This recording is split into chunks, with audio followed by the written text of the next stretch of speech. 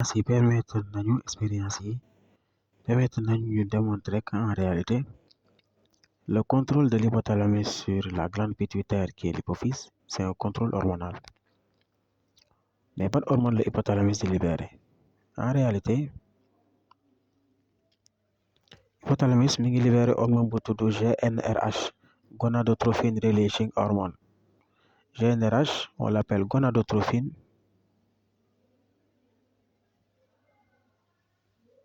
L'hormone gonadotrophine, am na ñoo xam ne duñu wax gonadotrophine mais gonadolibérine la ñuy wax, ñaari benn la, gonadolibérine la ñuy wax. Gis nga loolu, GnRH boobu mooy exciter l'antéhypophyse, maanaam l'hypophyse antérieure, parce que bu ñu nee reproduction mooy hypophyse antérieure mooy ñëw, parce que l'hypophyse postérieure est neuronique, foofu ADH lay defar. Hypophyse antérieure mooy defar les gonadostimulines. Sànq newoon nañ ni hypophyse ñaari hormones yi lay defar, FSH ak LH. ñoom ñaar gonadostimuline lañ leen di woowee, gonadostimuline am na solo. léegi GnRH moom la ñuy woowee gonadotrophine, ñaar yooyu bu leen ko jaawale dafa am les gonadostimulines FSH ak LH, am gonadotrophine GnRH, à ne pas confondre. donc gis ngeen GnRH boobu moom la hypothalamus di libéré, su ko libéré mu jaar par le canal hypothalamo-hypophysaire ñëw exciter l'antéhypophyse, hypophyse antérieure bu ñu ko excité mu defar FSH ak LH. FSH lu muy def, FSH mooy agir au niveau du tube séminifère, commencer la spermatogénèse, mais spermatocyte 2 lay yem. ba pare FSH boobu mooy exciter les cellules de Sertoli ñu defar inhibine. Là je fais un petit rappel.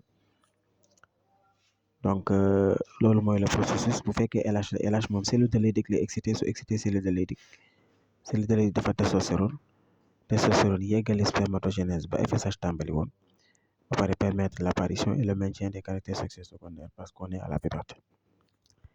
lii mooy le circuit. donc soo defee le schéma de régulation, mooy schéma bi ñu lay laaj après chaque exercice sur la régulation des appareils génitaux mâles. yi excité l'hypothalamus à la puberté man woowee naa leen facteur déclencheur de la puberté. ci tënk facteurs yi bari na, mën na nekk facteur génétique, mën na nekk facteur environnemental, mën na nekk des facteurs métaboliques.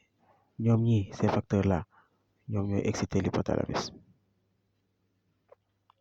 gis nga loolu, suñu exciter l'hypothalamus daal di sécréter la GnRH jaar ci canal hypothalamo-hypophysaire ñëw daanu ci antéhypophyse, hypophyse antérieure daal di koy exciter.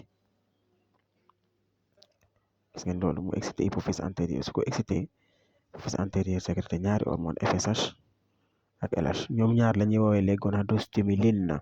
waa ji mooy gonadotrophine ou gonadolibérine. FSH ak LH, leurs organes cibles c'est le gonade mâle, c'est-à-dire le testicule.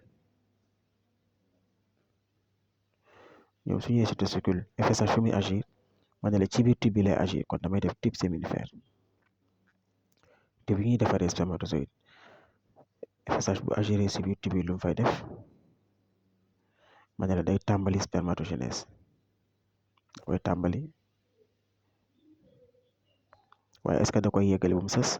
site 2 le mode d'action mu yëpp jàpp leen loolu.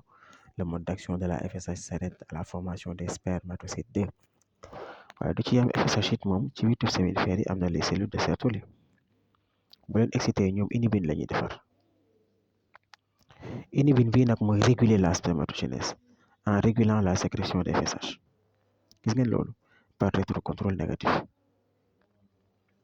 ñu ñëw fii LH fu muy excité moom, LH duggul ci biir tube bi de, LH ci biti tube bi la nekk. ci biti tube bi ku fa nekk ma ne la les cellules de Leydig ou cellules interstitielles. su leen excité ñoom lu ñuy defar testostérone.